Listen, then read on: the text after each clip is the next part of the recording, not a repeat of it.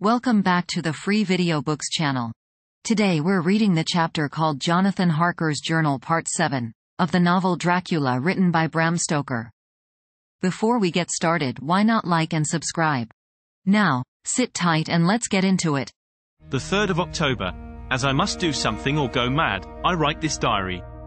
It is now 6 o'clock, and we are to meet in the study in half an hour and take something to eat. For Dr. Van Helsing and Dr. Seward are agreed that if we do not eat, we cannot work our best. Our best will be, God knows, required today. I must keep writing at every chance, for I dare not stop to think. All, big and little, must go down. Perhaps at the end the little things may teach us most. The teaching, big or little, could not have landed Mina or me anywhere worse than we are today. However, we must trust and hope. Poor Mina told me just now, with the tears running down her dear cheeks, that it is in trouble and trial that our faith is tested, that we must keep on trusting, and that God will aid us up to the end. The end? Oh my God! What end? To work. To work. When Dr. Van Helsing and Dr. Seward had come back from seeing poor Renfield, we went gravely into what was to be done. First, Dr. Seward told us that when he and Dr. Van Helsing had gone down to the room below, they had found Renfield lying on the floor, all in a heap. His face was all bruised and crushed in, and the bones of the neck were broken. Dr. Seward asked the attendant who was on duty in the passage if he had heard anything. He said that he had been sitting down. He confessed to half dozing when he heard loud voices in the room, and then Renfield had called out loudly several times, "God! God! God!"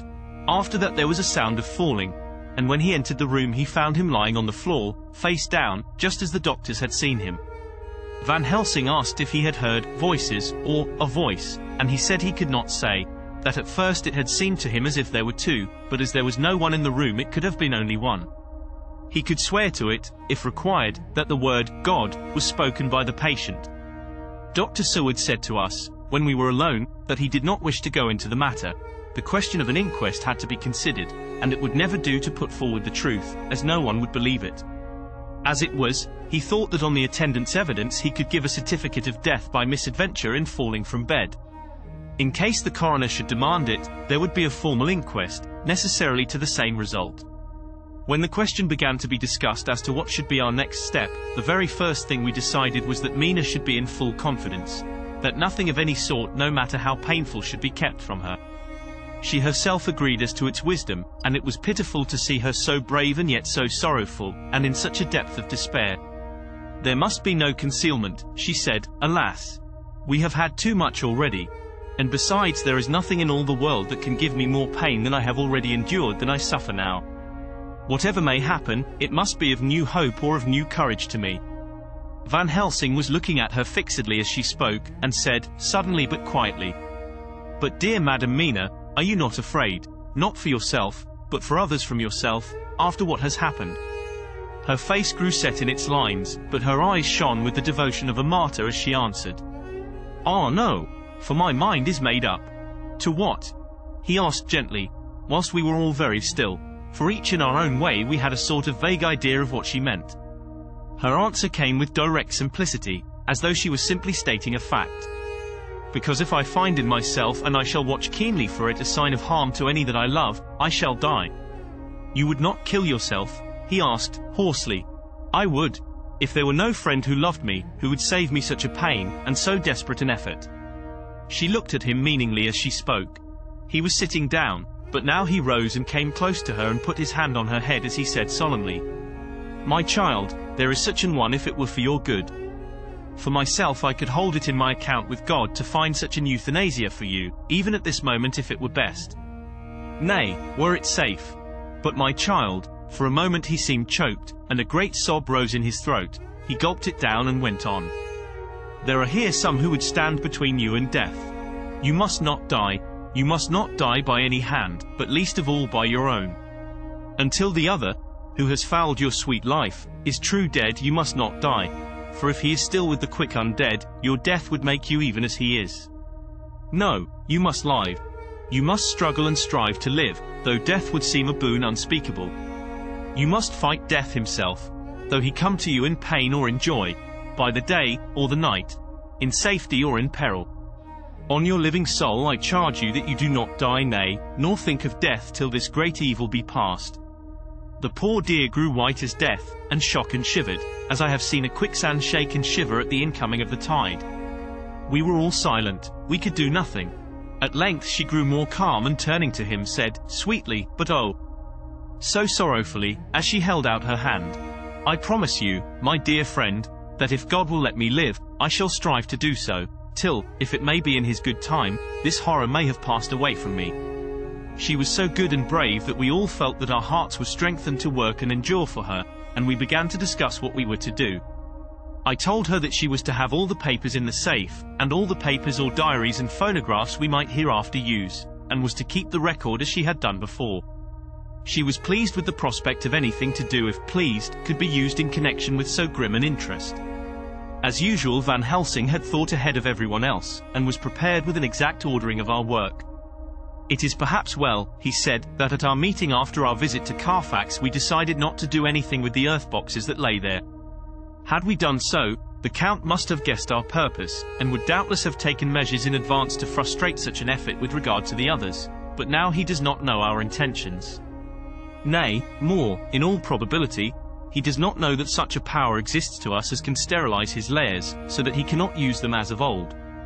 We are now so much further advanced in our knowledge as to their disposition that, when we have examined the house in Piccadilly, we may track the very last of them. Today, then, is ours, and in it rests our hope. The sun that rose on our sorrow this morning guards us in its course. Until it sets tonight, that monster must retain whatever form he now has. He is confined within the limitations of his earthly envelope. He cannot melt into thin air nor disappear through cracks or chinks or crannies. If he go through a doorway, he must open the door like a mortal. And so we have this day to hunt out all his lairs and sterilize them. So we shall, if we have not yet catch him and destroy him, drive him to bay in some place where the catching and the destroying shall be, in time, sure. Here I started up, for I could not contain myself at the thought that the minutes and seconds so preciously laden with Mina's life and happiness were flying from us, since whilst we talked action was impossible. But Van Helsing held up his hand warningly. Nay, friend Jonathan, he said, in this, the quickest way home is the longest way, so your proverbs say. We shall all act and act with desperate quick, when the time has come. But think, in all probable the key of the situation is in that house in Piccadilly. The Count may have many houses which he has bought. Of them he will have deeds of purchase, keys and other things. He will have paper that he write on, he will have his book of checks. There are many belongings that he must have somewhere. Why not in this place so central, so quiet, where he come and go by the front or the back at all hour, when in the very vast of the traffic there is none to notice? We shall go there and search that house, and when we learn what it holds, then we do what our friend Arthur call, in his phrases of hunt, stop the earths, and so we run down our old fox. So is it not? Then let us come at once, I cried, we are wasting the precious, precious time. The professor did not move, but simply said, and how are we to get into that house in Piccadilly? Any way, I cried. We shall break in if need be. And your police, where will they be, and what will they say? I was staggered, but I knew that if he wished to delay he had a good reason for it. So I said, as quietly as I could, don't wait more than need be. You know, I am sure, what torture I am in. Ah, my child, that I do. And indeed there is no wish of me to add to your anguish. But just think, what can we do, until all the world be at movement? Then will come our time. I have thought and thought, and it seems to me that the simplest way is the best of all. Now we wish to get into the house, but we have no key, is it not so? I nodded. Now suppose that you were, in truth, the owner of that house, and could not still get in, and think there was to you no conscience of the housebreaker, what would you do? I should get a respectable locksmith, and set him to work to pick the lock for me. And your police, they would interfere, would they not? Oh, no, not if they knew the man was properly employed. Then, he looked at me as keenly as he spoke.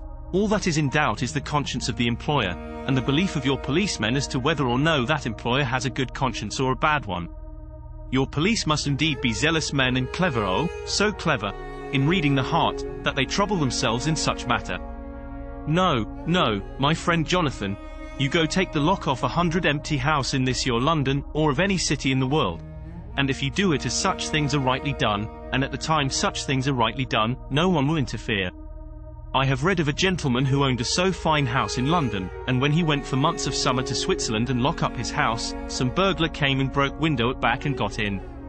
Then he went and made open the shutters in front and walk out and in through the door, before the very eyes of the police. Then he have an auction in that house, and advertise it, and put up big notice. And when the day come he sell off by a great auctioneer all the goods of that other man who own them. Then he go to a builder, and he sell him that house, making an agreement that he pull it down and take all away within a certain time. And your police and other authority help him all they can. And when that owner come back from his holiday in Switzerland he find only an empty hole where his house had been. This was all done en ra diarisisgly. And in our work we shall be en ra diarisisgly too. We shall not go so early that the policemen who have then little to think of, shall deem it strange. But we shall go after 10 o'clock, when there are many about, and such things would be done were we indeed owners of the house. I could not but see how right he was, and the terrible despair of Mina's face became relaxed at thought. There was hope in such good counsel. Van Helsing went on. When once within that house we may find more clues. At any rate some of us can remain there whilst the rest find the other places where there be more earth boxes at Bermondsey and Mile End. Lord Godalming stood up. I can be of some use here, he said. I shall wire to my people to have horses and carriages where they will be most convenient. Look here, old fellow, said Morris, it is a capital idea to have all ready in case we want to go horsebacking. But don't you think that one of your snappy carriages with its heraldic adornments in a byway of Walworth or Mile End would attract too much attention for our purposes? It seems to me that we ought to take cabs when we go south or east, and even leave them somewhere near the neighbourhood we are going to. Friend Quincy is right, said the professor. His head is what you call in plane with the horizon. It is a difficult thing that we go to do, and we do not want no peoples to watch us if so it may. Mina took a growing interest in everything, and I was rejoiced to see that the exigency of affairs was helping her to forget for a time the terrible experience of the night. She was very, very pale, almost ghastly, and so thin that her lips were drawn away, showing her teeth in somewhat of prominence. I did not mention this last, lest it should give her needless pain. But it made my blood run cold in my veins to think of what had occurred with poor Lucy when the Count had sucked her blood. As yet there was no sign of the teeth growing sharper, but the time as yet was short, and there was time for fear. When we came to the discussion of the sequence of our efforts and of the disposition of our forces, there were new sources of doubt. It was finally agreed that before starting for Piccadilly we should destroy the Count's lair close at hand. In case he should find it out too soon, we should thus be still ahead of him in our work of destruction, and his presence in his purely material shape, and at his weakest, might give us some new clue. As to the disposal of forces, it was suggested by the professor that, after our visit to Carfax, we should all enter the house in Piccadilly, that the two doctors and I should remain there, whilst Lord Godalming and Quincy found the lairs at Walworth and Mile End and destroyed them. It was possible, if not likely, the professor urged, that the Count might appear in Piccadilly during the day, and that if so we might be able to cope with him then and there. At any rate, we might be able to follow him in force. To this plan I strenuously objected, and so far as my going was concerned, for I said that I intended to stay and protect Mina. I thought that my mind was made up on the subject, but Mina would not listen to my objection. She said that there might be some law matter in which I could be useful, that amongst the Count's papers might be some clue which I could understand out of my experience in Transylvania, and that, as it was, all the strength we could muster was required to cope with the Count's extraordinary power. I had to give in, for Mina's resolution was fixed. She said that it was the last hope for her that we should all work together. As for me, she said, I have no fear.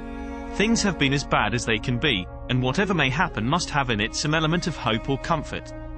Go, my husband. God can, if he wishes it, guard me as well alone as with anyone present. So I started up crying out, then in God's name let us come at once, for we are losing time. The Count may come to Piccadilly earlier than we think. Not so, said Van Helsing, holding up his hand. But why? I asked. Do you forget, he said, with actually a smile, that last night he banqueted heavily, and will sleep late? Did I forget? Shall I ever? Can I ever? Can any of us ever forget that terrible scene? Mina struggled hard to keep her brave countenance, but the pain overmastered her and she put her hands before her face, and shuddered whilst she moaned. Van Helsing had not intended to recall her frightful experience. he had simply lost sight of her and her part in the affair in his intellectual effort. When it struck him what he said, he was horrified at his thoughtlessness and tried to comfort her. "Oh, Madam Mina," he said, "dear, dear Madam Mina, alas! That I of all who so reverence you should have said anything so forgetful. These stupid old lips of mine and this stupid old head do not deserve so, but you will forget it, will you not?" He bent low beside her as he spoke. She took his hand, and looking at him through her tears, said hoarsely, "No, I shall not forget, for it is well that I remember, and with it I have so much in memory of you that is sweet, that I take it all together.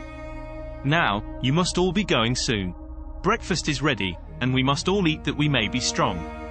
Breakfast was a strange meal to us all. We tried to be cheerful and encourage each other, and Mina was the brightest and most cheerful of us. When it was over, Van Helsing stood up and said, "Now, my dear friends, we go forth to our terrible enterprise.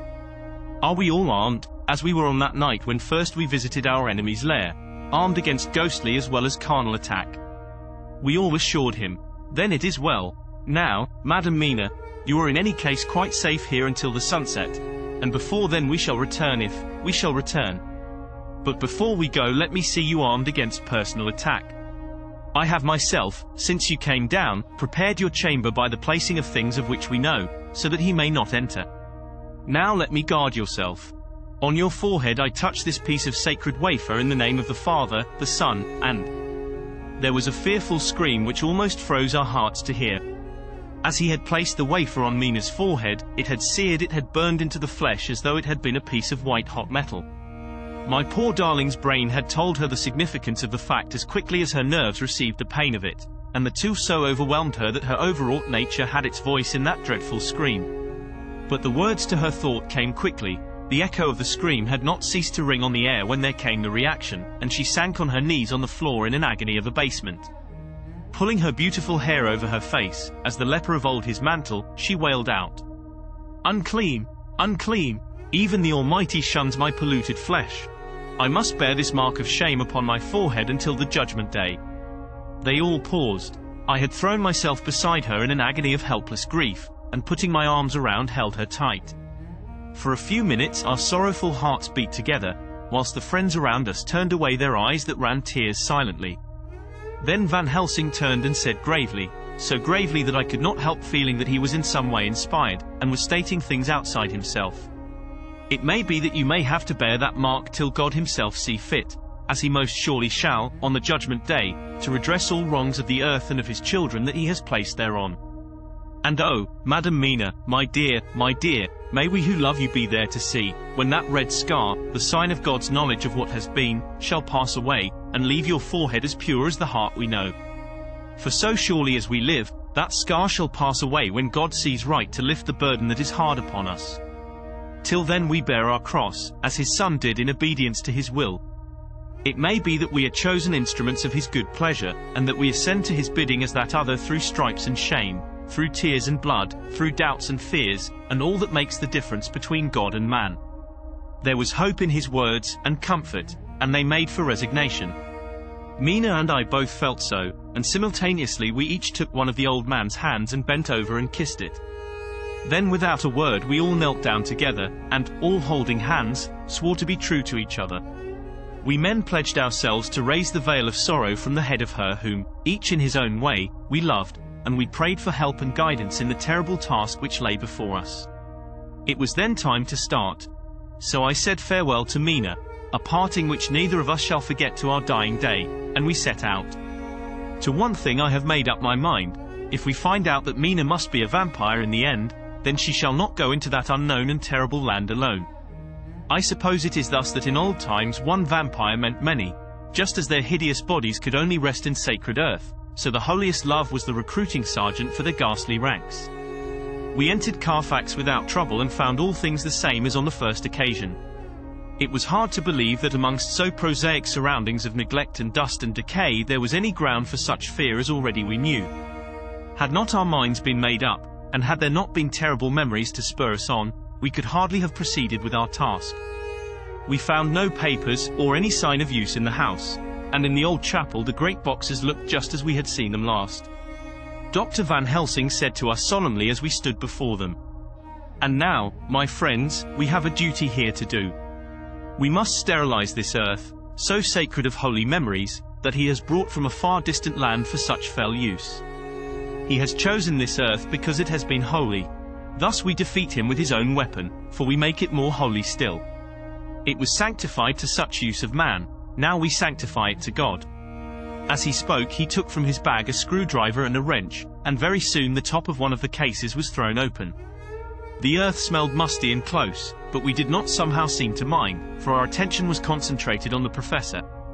Taking from his box a piece of the sacred wafer, he laid it reverently on the earth, and then shutting down the lid began to screw it home, we aiding him as he worked. One by one we treated in the same way each of the great boxes, and left them as we had found them to all appearance, but in each was a portion of the host. When we closed the door behind us, the professor said solemnly, "So much is already done. If it may be that with all the others we can be so successful, then the sunset of this evening may shine on Madame Mina's forehead all white as ivory and with no stain." As we passed across the lawn on our way to the station to catch our train, we could see the front of the asylum. I looked eagerly, and in the window of my own room saw Mina. I waved my hand to her, and nodded to tell that our work there was successfully accomplished. She nodded in reply to show that she understood. The last I saw, she was waving her hand in farewell. It was with a heavy heart that we sought the station and just caught the train, which was steaming in as we reached the platform. I have written this in the train. Piccadilly, 12:30 o'clock. Just before we reached Fenchurch Street, Lord Godalming said to me, "Quincy and I will find a locksmith. You had better not come with us in case there should be any difficulty, for under the circumstances it wouldn't seem so bad for us to break into an empty house. But you are a solicitor and the Incorporated Law Society might tell you that you should have known better." I demurred as to my not sharing any danger even of odium, but he went on, "Besides, it will attract less attention if there are not too many of us. My title will make it all right with the locksmith, and with any policeman that may come along. You had better go with Jack and the professor and stay in the Green Park, somewhere in sight of the house. And when you see the door opened and the smith has gone away, do you all come across. We shall be on the lookout for you, and shall let you in." "The advice is good," said Van Helsing, so we said no more. Godalming and Morris hurried off in a cab, we following in another. At the corner of Arlington Street our contingent got out and strolled into the Green Park. My heart beat as I saw the house on which so much of our hope was centered, looming up grim and silent in its deserted condition amongst its more lively and spruce-looking neighbors. We sat down on a bench within good view, and began to smoke cigars so as to attract as little attention as possible. The minutes seemed to pass with leaden feet as we waited for the coming of the others. At length we saw a four-wheeler drive up. Out of it, in leisurely fashion, got Lord Godalming and Morris, and down from the box descended a thick-set working man with his rush-woven basket of tools. Morris paid the cabman, who touched his hat and drove away. Together the two ascended the steps, and Lord Godalming pointed out what he wanted done. The workman took off his coat leisurely and hung it on one of the spikes of the rail, saying something to a policeman who just then sauntered along. The policeman nodded acquiescence, and the man kneeling down placed his bag beside him. After searching through it, he took out a selection of tools which he produced to lay beside him in orderly fashion. Then he stood up, looked into the keyhole, blew into it, and turning to his employers, made some remark. Lord Godalming smiled, and the man lifted a good-sized bunch of keys. Selecting one of them, he began to probe the lock, as if feeling his way with it. After fumbling about for a bit, he tried a second, and then a third. All at once the door opened under a slight push from him, and he and the two others entered the hall. We sat still. My own cigar burnt furiously, but Van Helsing's went cold altogether. We waited patiently as we saw the workman come out and bring in his bag. Then he held the door partly open, steadying it with his knees, whilst he fitted a key to the lock. This he finally handed to Lord Godalming, who took out his purse and gave him something. The man touched his hat, took his bag, put on his coat and departed. Not a soul took the slightest notice of the whole transaction. When the man had fairly gone, we three crossed the street and knocked at the door. It was immediately opened by Quincy Morris, beside whom stood Lord Godalming lighting a cigar. "The place smells so vilely," said the latter as we came in. It did indeed smell vilely like the old chapel at Carfax, and with our previous experience it was plain to us that the Count had been using the place pretty freely. We moved to explore the house, all keeping together in case of attack. for we knew we had a strong and wily enemy to deal with, and as yet we did not know whether the Count might not be in the house. In the dining room, which lay at the back of the hall, we found 8 boxes of earth. 8 boxes only out of the 9, which we sought. Our work was not over, and would never be until we should have found the missing box. First we opened the shutters of the window which looked out across a narrow stone-flagged yard at the blank face of a stable, pointed to look like the front of a miniature house. There were no windows in it, so we were not afraid of being overlooked. We did not lose any time in examining the chests.